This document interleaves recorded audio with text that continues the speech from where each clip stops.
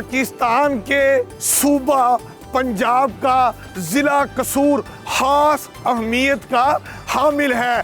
कसूर ज़िला बनने से कबल लाहौर की डिवीज़न का एक तहसील होती थी। उसके बाद अंग्रेज़ दौर ने 1876 में कसूर की अहमियत जानते हुए इसे म्यूनसिपैलिटी का दर्जा दे दिया। फिर ठीक 100 साल बाद 1976 में कसूर को लाहौर की तहसील से अलग करके इंडिपेंडेंट ज़िले का दर्जा मिल गया।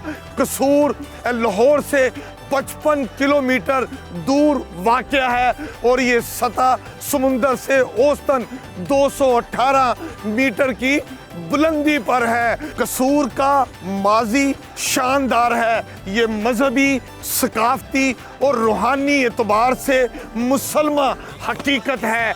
इसकी तहजीब व तमद्दन और मुस्लिम रवायात का कसूर अमीन भी है।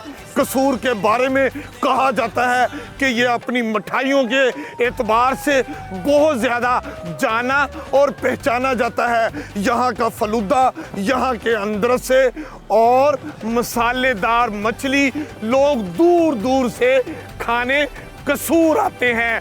कसूर सरहदी ज़िला है जो पाक भारत सरहद पर वाक़या है। यहाँ पर गंडा सिंह के मुकाम पर दोनों सरहदी मुहाफ़ज़ों की रोज़ाना परचम उतारने की तकरीब भी होती है जिसे लोग दूर दूर से देखने आते हैं। कई अहम कौमी शख्सियात का ताल्लुक कसूर से है।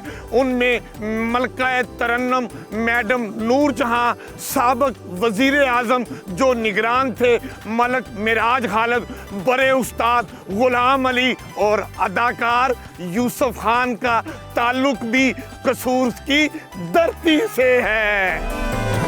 देखो पाकिस्तान देखो, देखो पाकिस्तान देखो, देखो पाकिस्तान देखो। जिंदा कौमें अपने माजी से सबक सीखते हुए आगे तरक्की की तरफ गामजन रहती हैं और माजी की तहजीब व सकाफत से रूशनास होने के लिए म्यूज़ियम अहम किरदार अदा करते हैं। इस वक्त मैं कसूर म्यूज़ियम के बाहर मौजूद हूँ।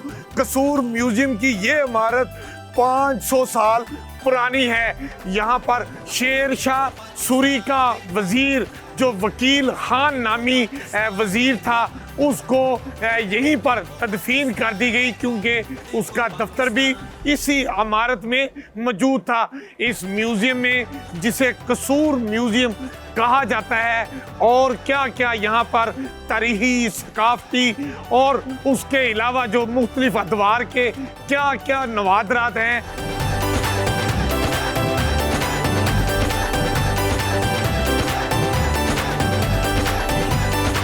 कसूर म्यूज़ियम में दाखिल होते ही जो पहली गैलरी आपको मिलती है वो है आपका रवायती कसूर में जो कपड़ा साजी के हवाले से इसकी ख़ास एक मशहूर इसकी खसूसियत है। तो यहाँ पर हम देख रहे हैं कि चरखा है और उसके साथ ये कपड़े का जो ये बुनती होती थी, इसके साथ जो मुख्तलिफ कपड़े यहाँ पर तैयार होते थे वो भी यहाँ पर मौजूद है। और ये पुराने बर्तन जो बड़ी तारीख अपने अंदर समोए हुए हैं, ये तमाम बर्तन भी इस म्यूज़ियम की इस गैलरी का हिस्सा हैं।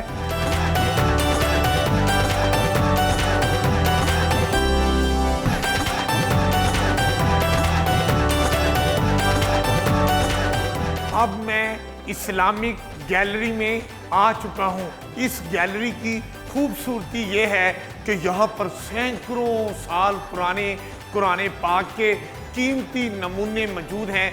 बताया गया है कि ये तकरीबन तमाम नमूने हाथ से लिखे गए हैं। यहाँ पर मैं एक कुरान पाक का नुस्खा देख रहा हूँ जिसे एक कसूरी नौजवान जिसका नाम जो बताया जा रहा है कि हाफिज मुर्तज़ा अफगान कसूरी, उसके हाथ का कुरान पाक का नुस्खा भी है जिसके ऊपर उर्दू की बजाय फ़ारसी में कुरान पाक का तर्जुमा किया गया है। ये गैलरी आप देख सकते हैं कि ये सिख मुगल और ब्रिटिश दौर के नवादरात पर मबनी है। जंगी साजो सामान यहाँ पर इस गैलरी का खास हिस्सा है और ये वही तमाम चीज़ें हैं जो मुगल, सिख और ब्रिटिश दौर में इस्तेमाल होते रहे।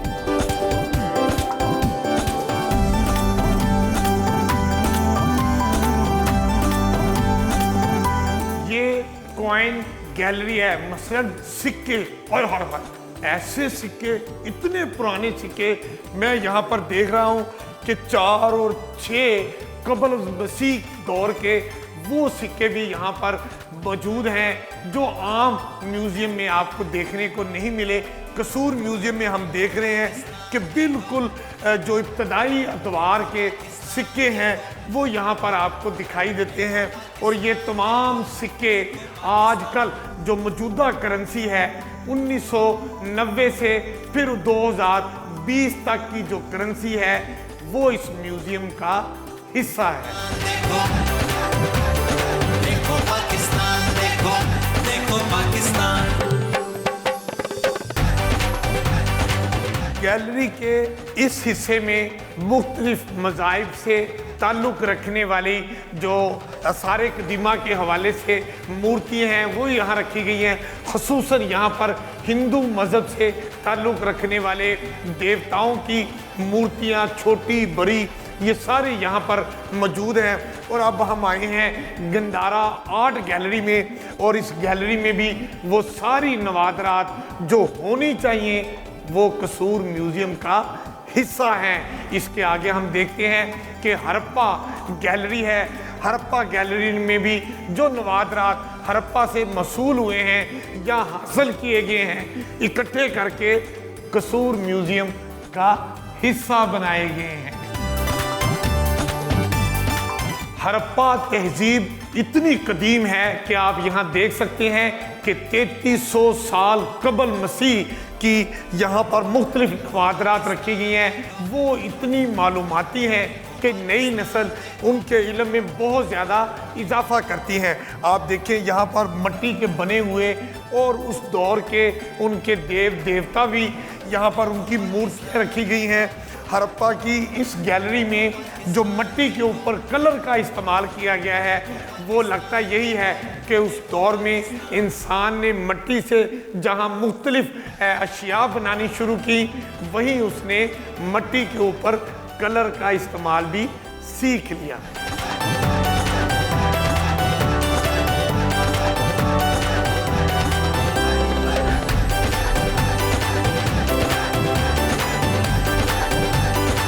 पंजाब ज़रई सूबा है और कसूर भी पंजाब का हिस्सा है।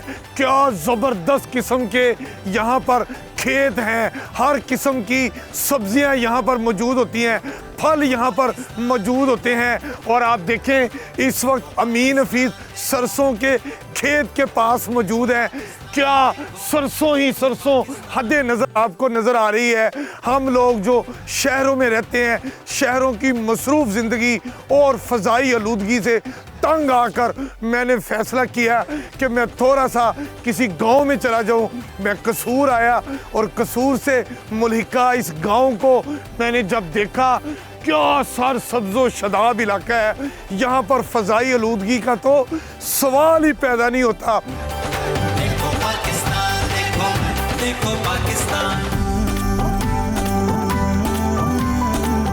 गाँव की जिंदगी में पीटर इंजन का बड़ा रोल होता है। पीटर इंजन जब चलता है तो छक छक छक छक छक छक की आवाज़ें आती हैं।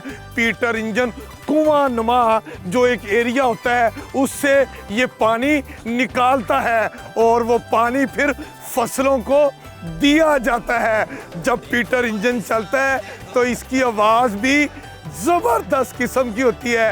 ये पीटर इंजन डीजल से चलता है और चल गया और पानी भी आ गया। क्या ज़बरदस्त पानी है, तरोताज़ा पानी है। आप इस पानी को देखें, आय हाय आय हाय, ज़बरदस्त पानी है। लेकिन ये पानी कुछ ज़्यादा साफ पानी मुझे नहीं लग रहा।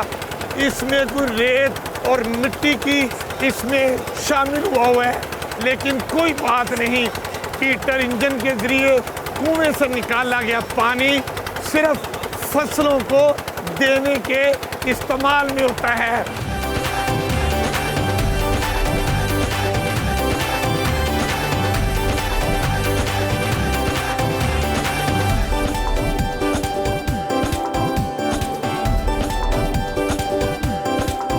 कसूर के शुमाल में आप थोड़ा सा आगे आए तो काडीविंड रोड आता है। इस काडीविंड रोड पर गांव का नाम भी काडीविंड है और यहाँ पर एक गुरुद्वारा हम देख रहे हैं। इस गांव के मुकामी लोगों ने इस गुरुद्वारे को भी महफूज बना रखा है।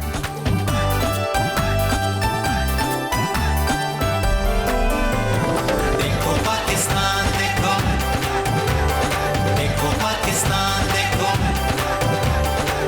पंजाब की सकाफत से बहुत सारी चीज़ें जुड़ी हुई हैं। इन बहुत सारी चीज़ों में एक मिट्टी के बर्तन भी होते हैं।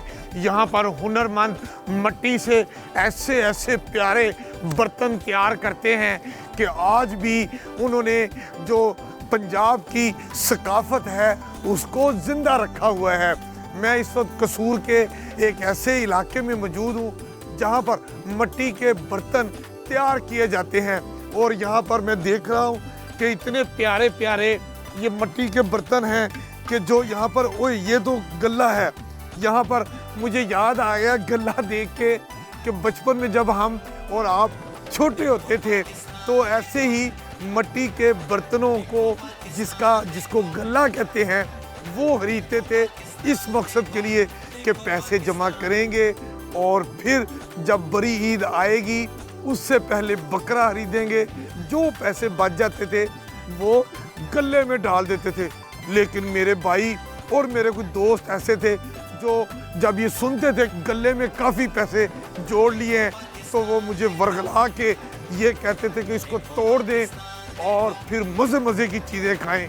इस तरह गल्ला टूटता रहता था और लोरी बादशाह चीज़ें खाता रहता था अपने दोस्तों के साथ। देखो पाकिस्तान। क्या नाम है जी आपका? मोहम्मद शफ़ी। मोहम्मद शफ़ी साहब, कब से आप ये काम कर रहे हैं? मुझे 50 साल हो गए। 50 साल हो गए हैं। तो उम्र कितनी है आपकी? 12 साल। 12 साल मतलब 12 साल की उम्र में हाँ जी। आपने ये काम सीखा। हाँ जी। किससे सीखा था? अपने बाप से। अच्छा, तो अब आपकी औलाद भी ये काम करती है? नहीं, वो नहीं करते। क्यों? वो पढ़ते हैं अभी। वो पढ़ते हैं। हाँ जी। और आपने नहीं पढ़े थे? नहीं। अच्छा, ये बताइए कि जो मिट्टी से बर्तन तैयार होते हैं जी। ये मैं भी आम मिट्टी ऐसे उसको पानी डाल के गूंद के तो ये बर्तन बना सकता हूँ? नहीं जी, जब कारीगर बनेगा तो फिर बनाएंगे ना। वाल सीखना पड़ेगा। अच्छा, कि सब सीखना पड़ेगा, फिर कारीगर बनेंगे, फिर उस्ताद पढ़ना पड़ेगा। अच्छा, मुझे सहाफ़ी बनने के लिए पहले पढ़ना पड़ा। हाँ जी। मैं स्कूल गया, कॉलेज गया, यूनिवर्सिटी गया, डिग्री ली, मैथ्स कम्युनिकेशन की। हाँ जी। फिर मैं सहाफ़ी बन गया। हाँ जी। तो इसी ये तरह जो ही है। बर्तन बनाने वाला आपका ये कारखाना है, स्कूल है, जी। यहाँ पर कितनी देर में मैं बर्तन बनाने सीख सकता हूँ? 5-4 साल तो लग ही जाएंगे। अच्छा, 5-4 सालों में बंदा सीखना शुरू कर देता हाँ है। जी। अच्छा, ये बताइए कि आप रोज के कितने के बर्तन बना लेते हैं? हम 200-250 बना लेते हैं। अच्छा, क्या क्या कौन कौन से बर्तन बनाते हैं? ये गल्ला बनता है पैसे जोड़ने के लिए। आय हाय। ये कड़े का आय ढक्कन हाय, बनता है। कभी आपने गले में पैसे जोड़े थे? हाँ, पहले बचपन में जोड़ते थे। किस लिए पैसे जोड़ते थे? इसीलिए शादी करने के लिए? नहीं, वो कुर्बानी के लिए जोड़ते थे। शादी के लिए इतना पैसा तो नहीं ना काम आता। अच्छा, ये कुर्बानी के लिए, बच्चों के लीड़े के लिए, कपड़े के खरीदने के लिए। देखो देखो पाकिस्तान।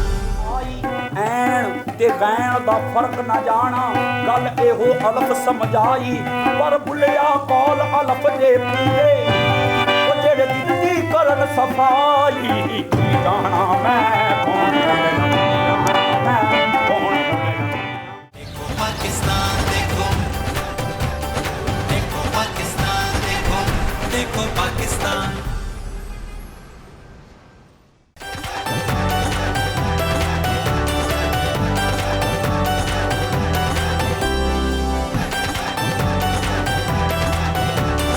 कसूर की मुख्तलिफ इंडस्ट्रीज़ में से एक इंडस्ट्री लेदर इंडस्ट्री है, मतलब लेदर से यहाँ मुख्तलिफ अशिया तैयार की जाती हैं।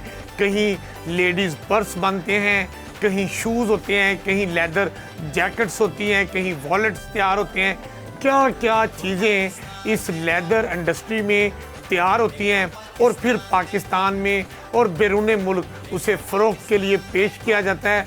मैं इस वक्त मौजूद हूँ ऐसी ही एक लेदर इंडस्ट्री में, जहाँ लेदर से उसको बड़े फनकाराना अंदाज में एक्सपर्ट्स लोग उसकी कटिंग करते हैं और फिर उसकी सिलाई के बाद ऐसी ऐसी चीज़ें तैयार होकर जब पॉलिश होकर शोरूम में सजी सजाई आपको पेश की जाती हैं, तो आप कहने पर मजबूर हो जाते हैं कि लेदर प्रोडक्ट हकीकी मानों में लेदर ही होता है।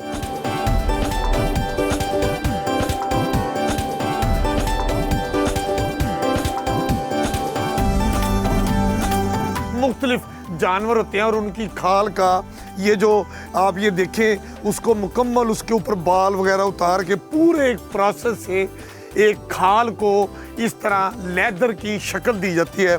और ये देखें मुख्तलिफ मेरे पास लेदर के पीस हैं और ये मुझे बताया गया है कि गाय का ये उसकी खाल है, जिससे ये शायद सुराख है जी, ये ऐसा शायद सुराख है जो एक कसाई जानवर का जब खाल उतारते हैं तो लापरवाही का मुजाहरा करते हैं, जिससे लेदर बनते वक्त वो ज़ाया हो जाता है। इसीलिए कहते हैं कि कसाई अच्छा होना चाहिए और खाल सही तरीके से उतारे, ना उतारे तो उसकी छुरी ऐसा नुकसान करती है। जो लेदर इंडस्ट्री में इस तरह के कट जो हैं उससे लेदर काफ़ी सारा ख़राब और ज़ाया करना पड़ता है।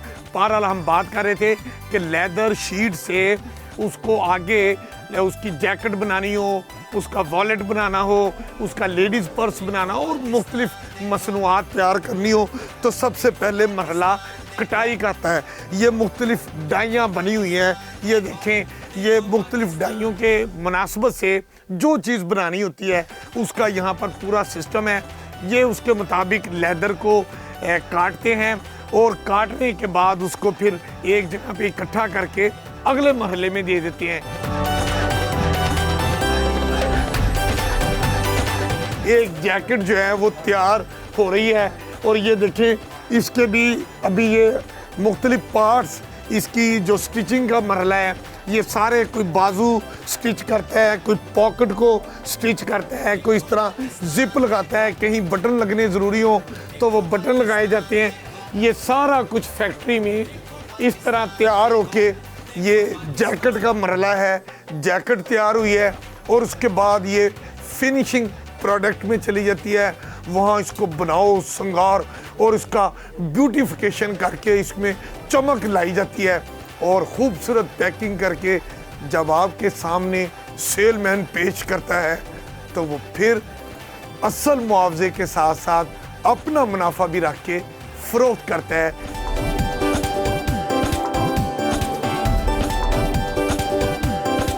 तो अब ये बताइए कि ये जो जैकेट्स वगैरह आप यहाँ पर वो फाइनल प्रोसेस में लाए हैं, ये कितनी मालियत की जैकेट यहाँ पर मिल जाती है? सर ये नॉर्मल जो है वो प्राइस 8,000 रुपया जैकेट की है, तो इससे कम में भी होती है, ज़्यादा में भी हो जाती है। ये कपड़े की जैकेट है, रैक्सीन की जैकेट है, ये लेदर की? सर ये लेदर की जैकेट है।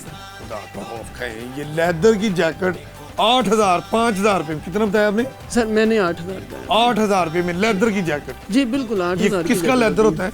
सर ये जो जानवर हम कुर्बानी करते हैं उन जानवरों का जो है वो ये लेदर होता है। अच्छा, मतलब उसमें शीप भी होता है, बकरी का, जी बिल्कुल, शीप होता है, गाय होती है, जी जी, ये उनके लेदर जो होती हैं जी, उनकी लेदर की जो जैकेट होती है 8,000 रुपये वो, हाँ जी 8,000। मतलब 8,000 रुपये वाली कौन सी जैकेट है आपकी? सर ये वाली जैकेट जो है वो 8,000 रुपए की है। देखो पाकिस्तान ना काजी बुल्ले शाह कजोग मना ले फतेह ला के सिरी बाजी। हजूर फरमा दिया बैठा हो मेरे शायन है टके हुए शायन आहे बैठा हो मेरे शायन है टके हुए शायन वो बुल्ला ला के हार सिंगार नचे वो बुल्ला ला के हार सिंगार नचे। सैयद मोहम्मद अब्दुल्ला शाह कादरी अल-मरूफ बाबा बुल्ले शाह 3 मार्च 1680 को उच्च गिलानिया में पैदा हुए और फिर कुछ ही अरसे के बाद कसूर के करीब पांडोकी में मुंतकिल हो गए। आपके वालिद सही मोहम्मद दरवेश इमाम मस्जिद थे और बच्चों को दीनी तालीम और कुरान पाक की तालीम देते थे। बाबा बुल्ले शाह ने इब्तदाई तालीम अपने वालिद मोहतरम से ही हासिल की। आपने शाह अनायत के हाथ बैत की और फिर शेर व शायरी से ऐसा लगाव हुआ कि आपने शरा और इश्क को एक लड़ी में परो दिया। आपने दीने इस्लाम के हवाले से लोगों को प्यार और मोहब्बत की तबलीग की। बाबा बुल्ले शाह सल्तनत मुगलिया के आलमगीरी अहद के ख़िलाफ़ सबसे बड़ी आवाज़ थे। आपने अपने सूफियाना कलाम के ज़रिए इस्लाम और दीन का पैगाम आम आदमी तक बड़ी आसान ज़ुबान में पहुँचाया। बाबा बुल्ले शाह के मिज़ार पर आए और यहाँ पर सूफियाना कलाम ना सुने, ये भला कैसे मुमकिन है। अलफ अल्लाह नाल रत्ता दिल मेरा मैनू बेदी हबद ना पाई, बेपड़िया कुछ समझ ना आवे, अते लज़त अलफ दी आई ऐन ते गैन दा फर्क ना जाना, गल एहो अलफ समझ आई, पर बुलिया कौल अलफ दे पूरे, ओ जेड़े दिल दी करन सफाई, जाना मैं कौन सलमान साहब, आपका बहुत शुक्रिया। आपने बहुत खूबसूरती से, बहुत ज़बरदस्त आपने कलाम सुनाया, मेरा दिल खुश हो गया। इंशाअल्लाह ये मेरे बाबा जी का करम है कि उनको भी हमको भी आपने अपने दर पे हाजिरी करने का मौका दिया, ये उनकी मेहरबानी है, तो सब उनका करम ही है। बस ये सिलसिला जारी रहना चाहिए। बहुत शुक्रिया आपका, थैंक यू।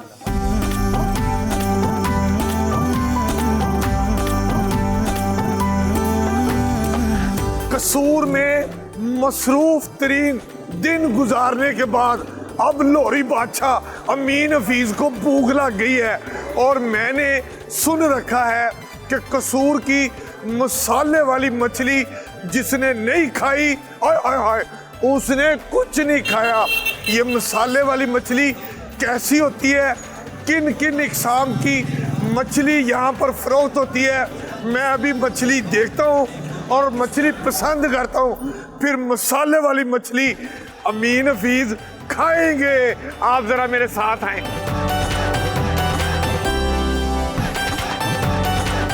कसूर में मसाले वाली मछली, हाय हाय हाय हाय, फरोख्त करने वाले दुकानदार माशाल्लाह बहुत जबरदस्त पहलवान किस्म के मुझे ये नौजवान लग रहे हैं। मैं इनसे बात करता हूँ। क्या नाम है जी आपका? उमैर अली जी।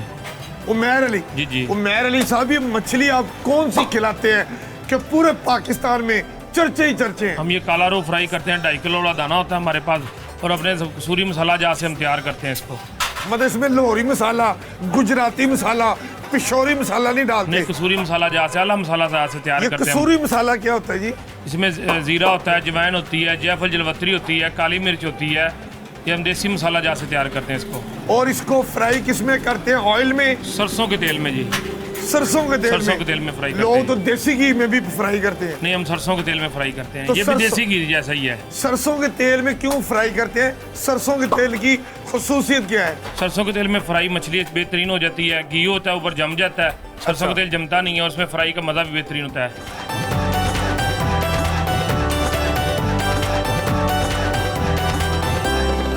कसूर में सारा दिन मसरूफ गुजारने के बाद अब अमीन हफीज को भूख सता रही थी और मैंने सोचा कि जो कसूर के रवायती खाबे हैं वो मंगवाए जाएं। तो जो कसूर की मसाले वाली मछली है, मैंने कहा आज वही ऑर्डर दिया जाए। तो ये मछली आई है बड़ी ज़बरदस्त किस्म की, ये रोहू वाली मछली है और सरसों के तेल में पकी हुई है, साथ रोगनी नान और सादा रोटी भी है, सैलड रहता है। ये मछली के साथ दही वाली चटनी, ये लोहरी लोग तो नहीं खाते, हम तो डरते हैं कि अगर मछली के साथ दही या इस तरह की दही वाली चटनी खाएं तो इसके नुकसानात होते हैं। लेकिन अमीन हफीज इस वक्त चूंकि कसूर में है और कसूरी अंदाज में ही सब कुछ खाएंगे जो पेश किया गया है।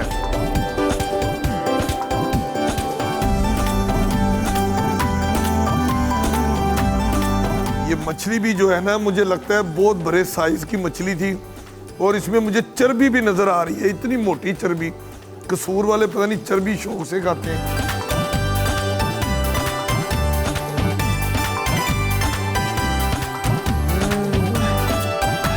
वाकई टेस्ट है। किसी ने सही कहा था कि अगर कसूर जाएं कसूरी अंदर से और कसूरी मछली मसाले वाली ना खाएं तो आपने कसूर में कुछ नहीं खाया। इसलिए अमीन हफीज ने कसूरी मसाले वाली मछली ली है और अभी अंदर से भी खाएंगे।